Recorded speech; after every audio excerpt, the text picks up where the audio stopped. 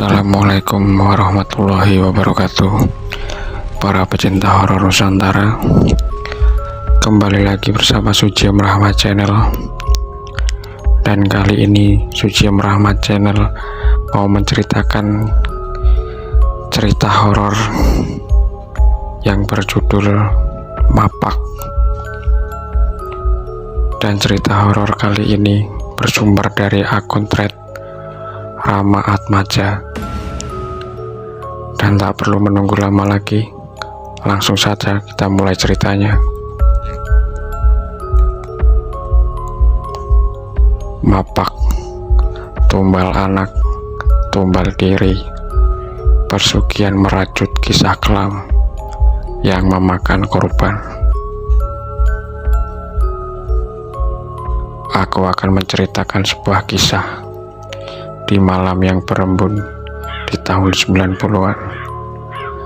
Seorang anak laki-laki bernama Boy pulang seorang diri setelah menonton layar tancap. Saat melewati gang sepi, keanehan mulai terkuak. Boy melihat sebuah keranda mayat terbang membelakangi, dan seperti tak terkendali, ia mengikuti keranda itu yang melintasi gang demi gang, hingga pada akhirnya keranda berhenti di sebuah rumah. Terungkap bahwa 4 makhluk hitam pekat seperti asap memikulnya. Ketika Boy menyadari kengerian yang terjadi, ia berusaha melarikan diri, namun tak ke rumah. Pagi datang dengan kabar duka. Warga setempat kehilangan Pak Duki yang ditemui oleh keranda terbang pada malam itu. Boy penasaran, ikut melayat, dan di rumah duka, Bu Tati, istri Pak Duki, mengungkap kebenaran. Suaminya telah melakukan ritual persugihan, sebuah peringatan yang diabaikan oleh Pak Duki. Sudah aku bilang jangan, tapi kamu malah tidak peduli. Kayak nggak mati ya, rintih Bu Tati. Suara lantangnya membocorkan rahasia kelam bahwa anak perempuan mereka, Laras, menjadi tumbal persugihan Pak Duki. Sebelum Pak Duki meninggal, Laras telah menjadi tumbal persugihan ayahnya, gadis belia yang tiba-tiba meninggal, membuka pintu terhadap misteri yang kelam. Awal mula kisah ini terungkap persugihan yang dilakukan oleh Pak Duki.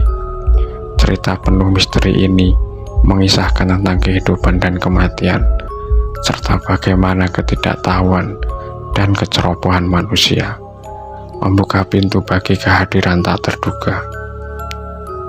Sore itu, suasana di desa terasa begitu tenang, dihiasi oleh kehadiran orang-orang yang santai berjalan di sepanjang jalan setapak. Warna senja mulai menyelimuti langit, menciptakan perpaduan warna jingga dan ungu yang menyebar ke seluruh desa. Anak-anak berlarian di sekitar lapangan, menikmati sisa-sisa energi sebelum matahari benar-benar terbenam. Di tengah kesibukan rutin desa, suara berbisik dari mobil pickup berputar-putar menyita perhatian semua orang. Tiba-tiba, pengeras suara di atas mobil menggelegar, menyampaikan kabar yang ditunggu-tunggu warga desa. Malam ini, layar tancap di depan KUD desa, ayo ramaikan. Saat setelah pengumuman itu, raut wajah ceria dan tanda-tandanya muncul di antara penduduk desa. Boy dan teman-temannya yang tengah berkumpul di warung kopi, tempat sejuk di sudut desa, segera terpancing oleh kabar tersebut. Boy dengan sorot mata berbinar berkata, "Ngapain kita lewatkan acara seru gitu guys? Layar tancap di desa sendiri." Totong, teman setianya yang selalu cuek, mengangguk setuju sambil menyabet sebatang kretek dari koreknya. "Jelas dong, udah lama nggak ngerasain nonton layar tancap di desa." Karsim, pemuda ceria yang selalu membawa kegembiraan, menyodorkan ide. "Dengar-dengar bakal ada film horor loh. Seru nih, seru." Sueb, si pendiam yang selalu menyimpan humor di balik ketenangannya, tersenyum dan menyetujui rencana mereka. "Baik, malam ini kita janjian di depan KUD desa. Kita bisa bernostalgia sekaligus menonton film horor." Waktu berlalu dan matahari mulai menarik diri. Pada malamnya, ketika layar tancap telah dipasang di depan KUD desa, cahaya lampu neon menyinari area sekitar. Boy, Totong, Karsim, dan Sueb berkumpul di antara keramaian. Suara tawa, bisikan, dan aroma jagung bakar menyatu dalam kegembiraan, menyambut malam yang berpotensi menjadi kenangan indah bagi mereka. Akan tetapi, saat tengah malam menghampiri dan layar tancap masih memproyeksikan kisah mencekam dari aktris terkenal dengan julukan Ratu Horor Indonesia, tiba-tiba merasakan perutnya tidak enak dan keinginan untuk pulang segera menghampirinya. Ia berniat buang air besar, namun teman-temannya yang terlanjur asik dengan film horor tersebut enggan meninggalkan tempat itu. "Sabar dik, nanti juga selesai filmnya," kata Totong sambil terpaku menatap layar. Boy yang semakin tidak tahan mencoba membujuk, "Guys, saya benar-benar harus pulang sebentar, ntar balik lagi kok." Namun Karsim yang tengah menahan tawa melihat adegan horor berkomentar, "Hahaha, dasar Boy, takut kali ya sama filmnya. Nanti aja yuk." Dengan berat hati, Boy memutuskan pulang seorang diri melewati gang-gang gelap menuju rumahnya. Langit penuh bintang menjadi penuntun setianya. Dalam kegelapan malam yang semakin dalam, saat ia mencapai gang sepi di dekat rumahnya, aroma yang tidak wajar tercium di udara. Sesuatu yang tidak biasa terjadi.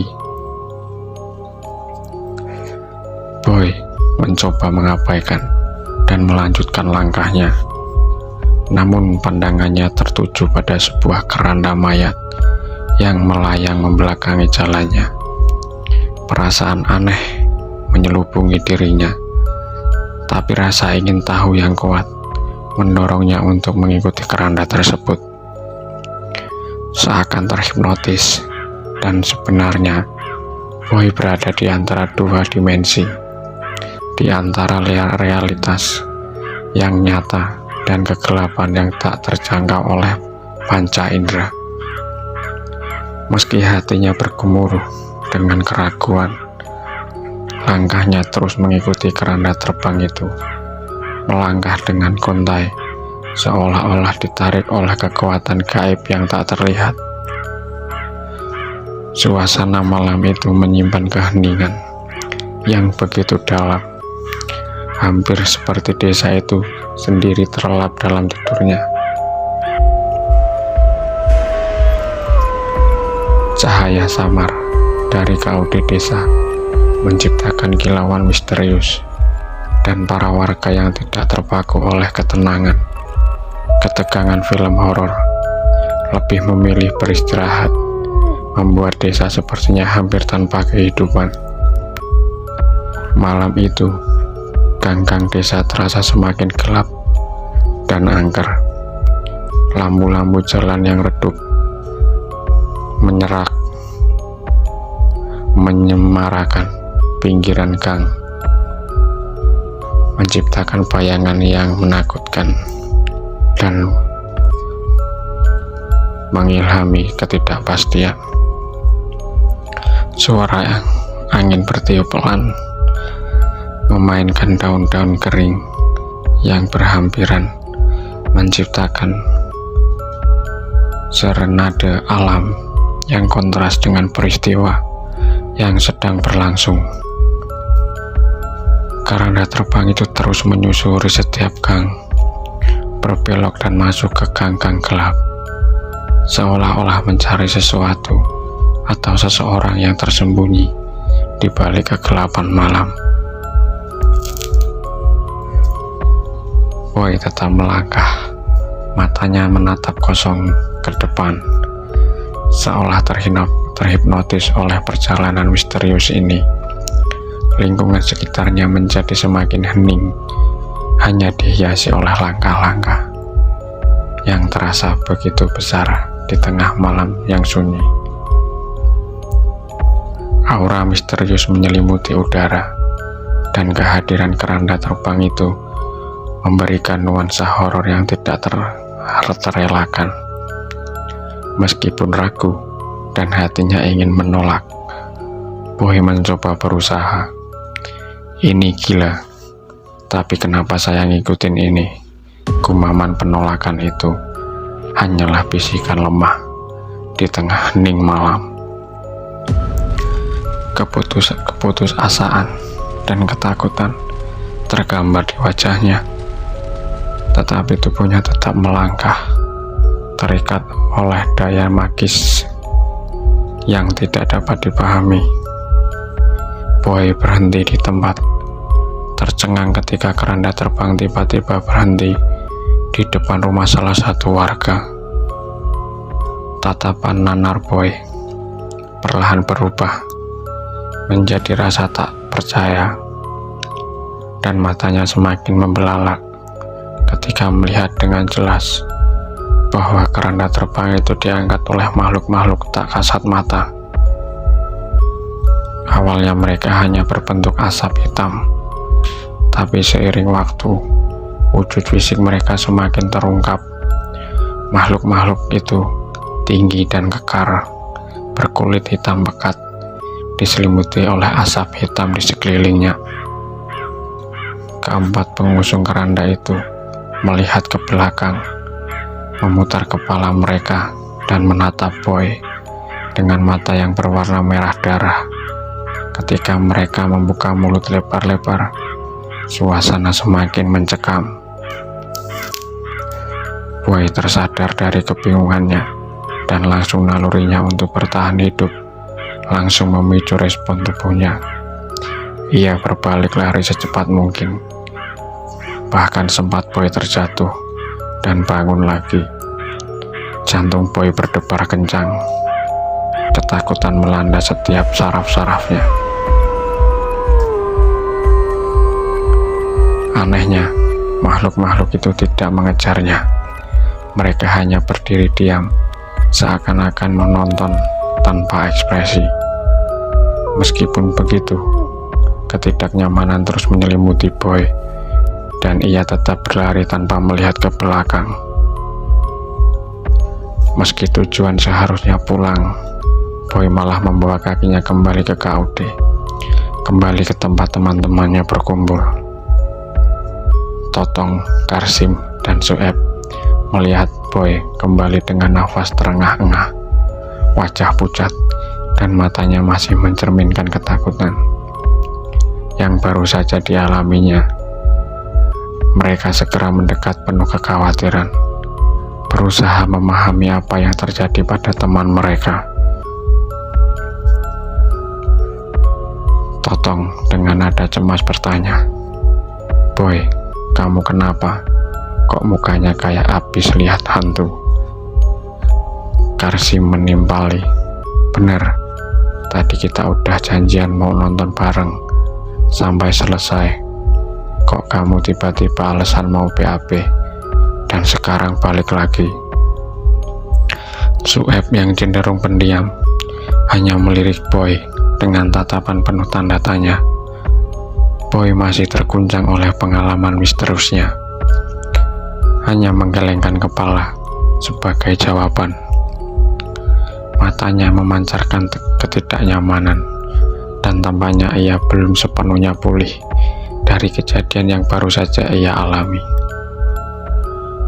Tanpa berkata apa-apa, Boy membuka lebar kain sarung yang ia bawa, menyebarinya di atas tikar dengan gerakannya agak gemetar. Ia kemudian berbaring di atas tikar tersebut. Teman-temannya yang duduk di sekitarnya masih penuh tanda tanya, tapi segera berubah dengan gelak tawa saat mereka sudah kembali menatap layar tancap yang menayangkan film komedi. Sueb dengan candaan menyapa Boy. Boy, kok balik? Kayak habis lari maraton, ada apa sih?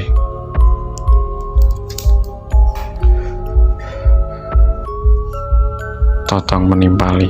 Beneran deh, saya kira kamu udah diganggu kuntilanak atau apa tadi. Karsi menambahkan, atau mungkin kamu ketemu pocong di jalan. Mereka tertawa bersama, mencoba meredakan ketegangan yang masih terasa di udara. Boy meski tersenyum tipis memilih untuk diam dan segera terlelap. Rupanya ia memilih tidur untuk melupakan sejenak peristiwa misterius yang baru saja dialaminya. Boy terbangun dengan kaget saat mendengar suara sapu ijuk dan merasakan hangatnya sinar matahari pagi yang menyinari wajahnya. Saat ia membuka mata, kebingungannya semakin memuncak. Tempat yang semula ramai oleh keriuhan malam kini dipenuhi oleh kegiatan pagi yang hiruk-pikuk. Orang-orang sibuk dengan tugas membersihkan jalanan dan mengumpulkan sampah, meninggalkan Boy yang masih terdiam di tempatnya. Rasa kesal merayap di hati Boy. Ia merasa seolah ditinggalkan tanpa sepatah kata pun tentang akhir acara semalam. Suara sapu ijuk dan langkah-langkah orang yang sibuk memperdalam rasa kebingungannya. Ibu-ibu yang tengah menyapu jalanan melihat Boy dengan senyuman ramah. Wah, bangun tidur ya, nah. Udah pagi, acaranya udah selesai dari jam 3 pagi. Boy kesal. Pagi aja udah, kenapa nggak ada yang bangun, nggak ada yang ngomongin. Ibu-ibu hanya tersenyum menyambut seakan merasakan frustasinya yang tengah melanda Boy. Sambil mengumpat pelan, Boy mulai membersihkan tikar dan sarungnya. Langkah-langkah yang cepat mencerminkan kekecewaan dan kekesalannya. Meninggalkan tempat itu dengan langkah yang terasa berat, Boy tiba di rumah dengan perasaan campur aduk saat pintu terbuka. Bu Kuminah, ibunya, menyapanya. Boy, udah pagi baru pulang? Iya bu, tadi malam nonton layar tancap di KUD desa. Oh gitu, seru ya? Boy hanya mengangguk, lalu melanjutkan langkahnya ke dalam rumah. Setelah duduk di ruang tamu, Bu Kuminah menyusul dan duduk di sebelahnya. Kenapa pulang sendiri nak? Teman-temanmu gimana? Mereka udah pada pulang duluan bu, gak ada yang bangunin aku. Jadi sampai pagi tidur di lapangan depan KUD. Ya ampun, udah besar kok masih gitu. Ngomong-ngomong ayahmu udah pergi pagi-pagi. lagi ada melayat. Melayat? Siapa yang meninggal, Bu? Pak Tuki, nak. Sontak Boy kaget. Meskipun sebenarnya sudah menduga ingatan malam sebelumnya karena misterius rumah Pak Tuki. Semuanya seperti jatuh pada tempatnya. Namun ia masih memilih untuk tidak membuka cerita pada ibunya. Oh begitu. Nanti habis sarapan aku ke sana ya, Bu. Baik, nak. Jangan lupa beritahu ibumu kalau kamu mau ke sana. Biar aku antar. Boy hanya mengangguk, tetapi pikiran masih melayang pada kejadian misterius semalam. Jantung Boy berdegup kencang, merasa ada rahasia besar yang harus diungkap. Tapi di sisi lain, ketakutan dan kebingungan membuatnya enggan berbagi cerita. Setelah Boy selesai sarapan dan ibunya menyelesaikan pekerjaan rumah, suasana di rumah menjadi tenang. Mereka berdua bersiap-siap untuk pergi melayat ke rumah Pak Tuki. Di tengah-tengah kesedihan, Boy dan ibunya bergabung dengan warga desa lainnya. Namun termasuk teman-teman Boy yang juga ikut melayat.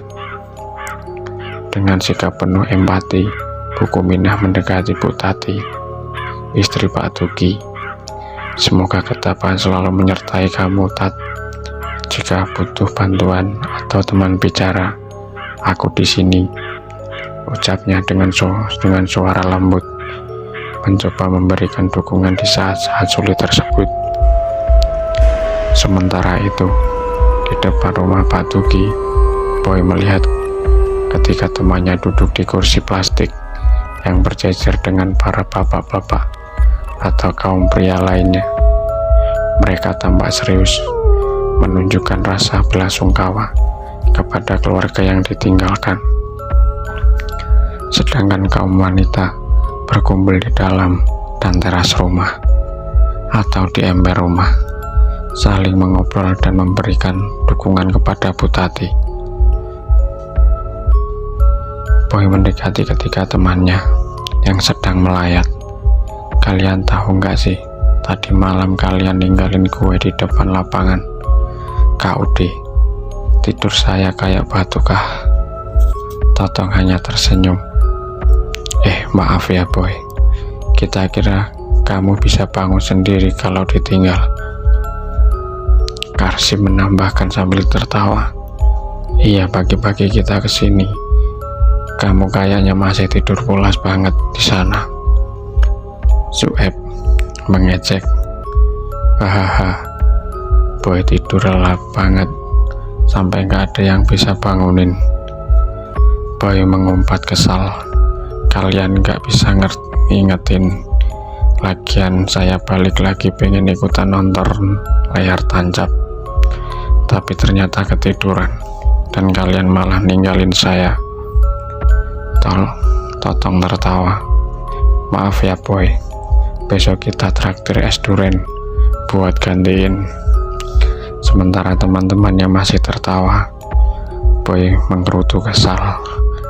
Meskipun diselingi candaan, namun dalam hati Boy masih merasa agak kesal karena ditinggalkan sendirian saat tertidur pulas di depan lapangan KUD. Namun di tengah-tengah candaan dan gelak tawa teman-temannya, suasana di rumah duka mulai terasa tegang.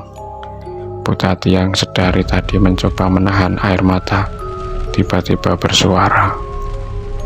Sudah aku bilang jangan, tapi kamu malah tidak peduli. Kayak kakak mati ya, rintih Ibu Tati dengan suara lancang, mengungkapkan rahasia kelam bahwa meninggalnya Pak Tuki karena jadi tumbal dari persugihan yang ia lakukan. Sedangkan anak perempuan mereka, Laras, menjadi tumbal pesugihan yang dilakukan Pak Tuki ayahnya. Tak ada satupun yang bersuara. Mereka semua terdiam, kaget mendengar kebenaran yang terungkap. Suasana hening seketika meliputi lingkungan di sekitar. Boy, teman-temannya, dan warga desa lainnya hanya bisa menatap Putati dari luar rumah dengan wajah penuh pertanyaan. Maaf, lupa beritahukan kalau beberapa bulan yang lalu, dimulai pada pukul 03.00 pagi, Pak Tuki, seorang nelayan, terbangun dari tidurnya karena pintu depannya diketuk dengan keras. Langsung terbesit dalam pikirannya bahwa saatnya kembali ke laut mencari rezeki. Ya sudah Pak, aku bangunin yang lainnya dulu, jawab Bu Ambar, istri pemilik perahu yang dengan setia membantu membangunkan rekan-rekan nelayan. Di kegelapan pagi, Bu Ambar dengan berani berkeliling melalui gang dan rumah-rumah warga untuk membangunkan para nelayan. Suasana pagi yang gelap tak menghalangi niatnya, karena pada jam segitu kehidupan di sekitar sudah mulai bergeliat. Pak Tuki memberi jawaban setelah terbangun. Iya, bentar. Sementara itu Pak Tuki membangunkan Putati, istrinya, dengan penuh kelembutan. Ia berpamitan sebelum meninggalkan rumah, memastikan bahwa pintu telah terkunci rapat. Bu, bangun, Papa mau berangkat, ucapnya sambil menggoyangkan tubuh sang istri. Iya Pak, jawab Putati sambil mengusap mata, masih setengah terlelap. Setelah mengganti pakaian dengan sigap, Pak Tuki bergegas menuju pintu depan, namun langkahnya terhenti di depan kamar Laras, anaknya. Dengan pandangan penuh kasih, ia melihat Laras tertidur pulas. Pak Tuki melanjutkan langkahnya, tiba di pintu depan yang sudah dibuka oleh Putati. Hati-hati Pak, ucapnya sambil memberikan senyuman cemas. Pak Tuki tak berkata banyak, hanya tersenyum sambil mulai melangkah meninggalkan rumahnya. Beberapa waktu berlalu, Putati terbangun dari tidurnya dengan niat menyambut matahari pagi. Namun, mendung menutupi langit. Lara sudah bangun, bersiap-siap untuk sekolah. Tapi, tiba-tiba petir menggelegar, diikuti hujan deras dan angin kencang. Kedua perempuan itu sigap berlari ke dapur, mengambil ember dan baskom untuk menampung air karena bocor di beberapa tempat. Setelah keduanya duduk di ruang tamu, dalam keheningan, Putati terlihat merenung, sementara Laras terus memandang ibunya. Bu, gak boleh melamun. Iya sayang, kepikiran bapakmu. Semoga saja tidak apa-apa, jawab Putati.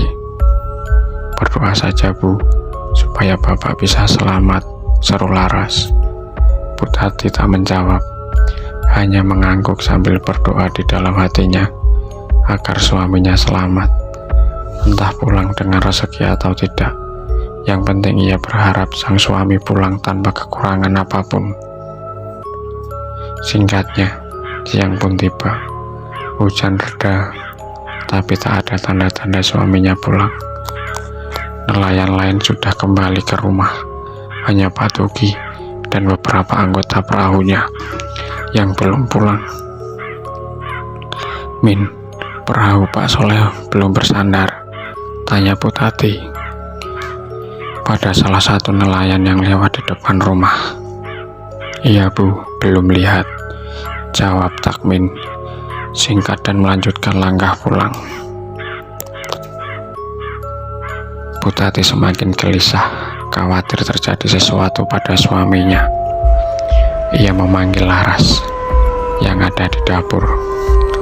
"Ras, sini nak." "Ya Bu," jawab Laras. Berjalan cepat mendekati ibunya. "Ada apa Bu?" tanya Laras saat sudah di dekat pintu. "Coba kamu ke rumah Bu Ambar. Barangkali suaminya Pak Soleh dan bapakmu ada di sana," suruh Bu Tati. "Ya Bu," Laras jalan dulu ya," jawabnya sambil mengambil telapak tangan sang ibu, mencium punggung tangan ibunya, dan pergi dengan langkah hati-hati. "Hati-hati Ras, jalannya becek," teriak Bu Tati.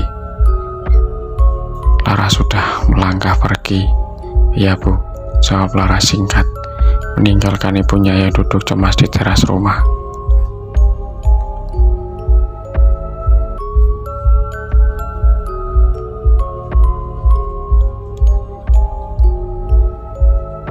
Oke teman-teman, sampai di situ dulu ceritanya. Kita lanjut minggu depan. Dan jangan lupa untuk tekan tombol subscribe dan juga like serta komennya. Oke, wassalamualaikum warahmatullahi wabarakatuh.